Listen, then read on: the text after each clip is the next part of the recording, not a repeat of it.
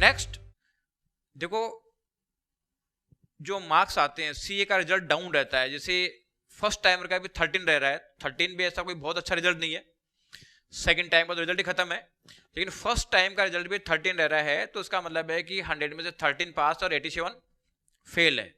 क्यों फेल होते हैं इतने बच्चे क्यों फेल हो रहे हैं? किसकी गलती है? आईसीआई की, है ना। आईसीआई रिजल्ट देता ही नहीं है, मार्क्स देता ही नहीं है, कॉपियां गलत चेक होती है, ये तो पता ही है आप लोगों को। आप सोशल मीडिया से जुड़े हुए हो, यूट्यूब पे वीडियो चलते रहते हैं ना कि आईसीआई कॉपियां गलत चेक करती है, ठीक है ना। तो वास्तव में कॉपियां गलत चेक होती है, लेकिन वो करेगा, वो गलत करेगा, उसका राइट है। क्यों है? हम आइडियली चीज तो बोल देते हैं कि साहब कॉपी गलत चेक नहीं होनी चाहिए, कॉपी तो सही चेक होनी चाहिए, है ना, होनी भी चाहिए, गलती क्यों चेक हो। लेकिन हम दूसरे से उम्मीद कर रहे हैं कि वो सही काम करे। क्या अपन सही काम करते हैं? इंडिया के एथिक्स क्या है? हम शास्त्रों में पढ़ते हैं कि साहब सबको सच बोलना चाहिए, झूठ नहीं बोलनी चाहिए, है ना। आप कितने सच बोलते हो? बोलते हो कभी? कभी कभार, बाकी टाइम झूठ ही बोलते हो, ठीक है ना। पेरेंट्स भी कुछ कहते हैं क्या कर रहे हो, पढ़ाई कर रहे हैं, चाहे वहां पे यूट्यूब पे वीडियो देख रहे हो, करते हो ये काम। जब आप मतलब एथिक्स फॉलो नहीं कर सकते तो दूसरे पर्सन से क्यों उम्मीद करते हो कि वो एथिक्स फॉलो करेगा? ठीक है, कॉपी सही चेक होनी चाहिए, हम मानते हैं, लेकिन जैसे हम सही काम नहीं करते वे दूसरे भी नहीं करते। जो कॉपी है उसका वैल्यू क्या है आपके लिए? तो उसका वैल्यू है आपका करियर। उसके लिए क्या वैल्यू है?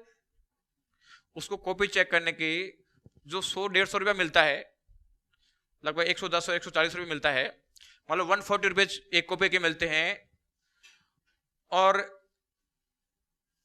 8 पेपर आपके होंगे, 180 इंटू 8 कितना हुआ? 880। जो आपका करियर है उसका वैल्यू कितने रुपए का है? उसके पॉइंट ऑफ व्यू से 880 का वैल्यू है, बस केवल, इससे ज्यादा का वैल्यू नहीं है। तो आप उससे ये उम्मीद नहीं कर सकते कि वो ढंग से कॉपी चेक करेगा, वो कॉपी चेक में गलती करेगा ही करेगा, उसको आप कुछ ठीक नहीं कर सकते, ठीक है ना। कितने भी आंदोलन करना उससे कुछ नहीं होना, वो गलती करने वाला तो करेगा ही करेगा। कि आज गलतियां हो रही है क्या? ये गलती तो शुरू से हो रही है। लेकिन अब आपको क्या करना है, या वो खुद जज करना है कि क्या करें जिससे कि कॉपी चेकिंग में मिस्टेक नहीं हो। देखो, आप जब एग्जाम देते हो या यहाँ पे टेस्ट देते हो, तो टेस्ट देने के बाद में आपके जो मार्क्स आते हैं, उस मार्क्स में 2 तरीके की मिस्टेक दिखाई देती है। कुछ मिस्टेक तो ऐसी है जो आप लोगों ने करी है, वो तो जब आप लोगों को हम आंसर की देते हैं, उस आंसर की आप मैच करते हो, आपको पता चलता है कि हमने ये गलतियां कर दी। और कुछ गलतियां ऐसी होती है कि जो कॉपी चेक करने वाले ने गलती करी है, कॉपी चेक करने वाला मिस्टेक करता है, ये भी आप लोगों को पता होता है कि आप कई बार बच्चे आए कहते हैं देखो साहब यहाँ नंबर मिलना चाहिए था लेकिन नंबर नहीं मिला, पता है ना। कॉपी चेक करने वालों में भी मिस्टेक होती है, क्लियर है। अब ये बताओ कि आपको किस गलती को ठीक करना है? जो आपकी गलती उसको ठीक करना है या उस एग्जामिनर की गलती को ठीक करना है? आपको दोनों मिस्टेक को ठीक करना है। जो आपने गलती करी है उसको भी ठीक करना है, और जो एग्जामिनर गलती कर रहा है उसको भी आपको ठीक करना है। वो नहीं करेगा, वो आपको कॉपी चेक करते समय ये नहीं बुलाएगा जी आपकी कॉपी चेक हो रही है, आप बताओ दूं क्या क्या लिखा है, मैं क्या क्या मार्क्स दूं क्या नहीं दूं, वो ऐसा नहीं करेगा। यानी एग्जामिनर जो मिस्टेक करेगा वो भी आपको ठीक करना है, जब तो देखो मार्क्स आ जाएंगे, अदरवाइज कुछ नहीं होना जाना। अब एग्जामिनर जो गलती करता है उसको कैसे ठीक करोगे? एग्जामिनर जो गलती करता है उसको ठीक करने के लिए आपको देखना पड़ेगा कि प्रेजेंटेशन कैसा हो। एग्जामिनर मिट्टी में से गोल्ड नहीं ढूंढेगा, आपको डिस्प्ले करना है, आपको डिस्प्ले करना है कि मतलब वो दूर से देखे।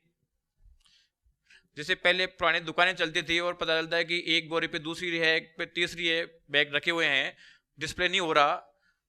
अब आजकल जो डिपार्टमेंट स्टोर है जो पूरा डिस्प्ले करके रखते हैं, तो लोग अट्रैक्ट हो रहे हैं ना वहां पे, क्यों? वहां जाते हैं उसको दूर से दिख रहा है ये आइटम है, इसका मतलब ले लो। और वहां अगर कोई सामान है तो बेचारा वो अंदर से निकाल के बताएगा, तो वहां का उनका क्रेज कम हो रहा है, क्योंकि वहां पे हमें पता नहीं चलता क्या है क्या नहीं है। तो एग्जामिनर को ये डिस्प्ले करना पड़ेगा आपका जो मेन पॉइंट्स है, कि जो एग्जामिनर को दूर से दिख जाए कि हाँ ये क्या है। ये चीजें आपको सीखनी पड़ेगी, जब जाके मार्क्स आएंगे। अदरवाइज जो गलती वो करेगा एग्जामिनर, वो तो करेगा, वो गलती ठीक कर ही नहीं सकता। वो तो जो मिस्टेक होने वाली है, जो इंसानी मिस्टेक है, जो एक कॉमन पर्सन एरर करता है, वो एरर तो रहेगी रहेगी। अगर ये आपको ठीक कर लोगे तो ये आपके मार्क्स बढ़ जाएंगे, नहीं करोगे तो उतने नंबर तो कटेंगे कटेंगे, कोई कुछ नहीं कर सकता। ठीक है ना। आईसीआई भी नहीं चाहता कि कॉपियां गलत चेक हो, कोई नहीं चाहता। आईसीआई थोड़ी चाहता है कि कॉपियां गलत चेक हो। आईसीआई अगर कोई काम असाइन करता है, उसके लिए जो रेम्यूनरेशन पे करता है, तो वो तो ये चाहता है काम परफेक्ट हो। लेकिन क्योंकि काम पर्सन परफेक्टली नहीं करते और करेंगे भी नहीं, क्योंकि उसके लिए तो क्या है, साइड वर्क है एग्जामिनर के लिए। तो आपका करियर हो सकता है, लेकिन एग्जामिनर के लिए क्या होगा, साइड वर्क होगा। अब अगर आईसीआई बहुत ज्यादा टाइटनेस करेगी कि साहब ये कोई सीएज को भी चेक करते हैं, अगर आपने गलती करी तो हम आपकी मेंबरशिप खत्म कर देंगे, तो क्या करेंगे सीएज, वो कहेंगे चलो ठीक है हम कॉपी चेक करना बंद कर देते हैं। ठीक है ना, कॉपी चेक करना बंद होगी तो इसका आईसीआई क्या करेगा, उनको काम तो कराना पड़ेगा ना। हम सोचेंगे जो होना चाहिए वो तो पॉसिबल नहीं है, तो उनको तो प्रैक्टिकल सिचुएशन में रहकर वर्क करना पड़ेगा। इसलिए आप लोग दूसरों की गलती निकालने के बजाय बेटर है कि आप अपना प्रेजेंटेशन चेंज करो कि क्या करें जिससे कि मार्क्स बढ़े। ठीक है ना, ये ध्यान रखना पड़ेगा। जो अपन जब मॉक टेस्ट कराते हैं, अपन अपने मेरे 13-14 एग्जामिनर्स है कॉपी चेक करने वाले, उनको मैं क्लोज वॉच रखता हूं कि कॉपियां गलत चेक नहीं हो।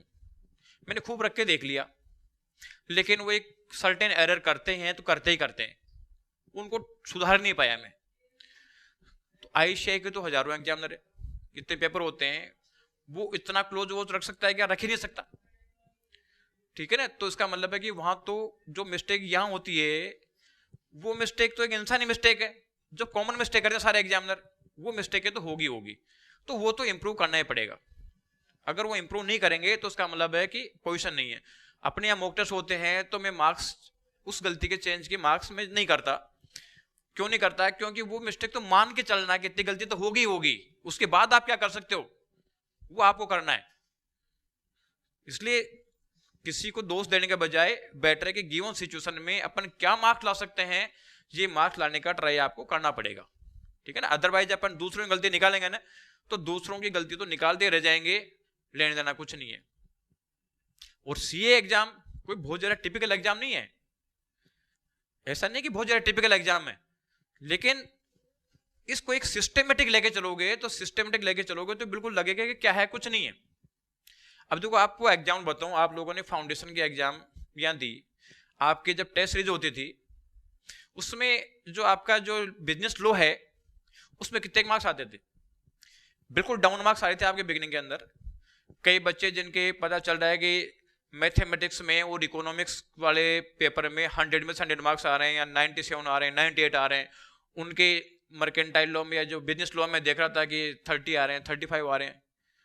तो इसका मतलब है कि वो बच्चे जिनके बाकी में इतने अच्छे मार्क्स आ रहे हैं वो वीक तो नहीं है, वो एरर कहाँ गई थी, प्रेजेंटेशन की। अब प्रेजेंटेशन की एरर वो ठीक होते होते कहां तक चली गई, लास्ट में 80-85 भी आने लग गए।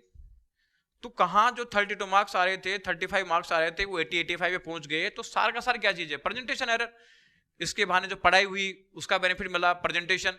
और आपको जो एक मॉक टेस्ट सीरीज एक्स्ट्रा लगाई थी फाउंडेशन में मैंने, उसका बेसिक रीजन वो बिजनेस लॉ ही था कि बिजनेस लॉ में मैं परेशान हो गया कि ये मार्क्स कैसे बढ़े, धीरे धीरे करते करते लास्ट में आते आते वो पोजीशन आ गई। अब ये मान लो जिन बच्चों ने यहाँ पे कोर्स खत्म करके चले गए, वो मॉक टेस्ट सीरीज नहीं दी लास्ट में, तो उनका मॉक टेस्ट कब होगा, अभी 4 दिन में हुआ है, जब जो है ना 17 तारीख खत्म हुआ उनका मॉक टेस्ट। वो मॉक टेस्ट है उनके लिए, वो एग्जाम नहीं है कि पास कुछ नहीं होना।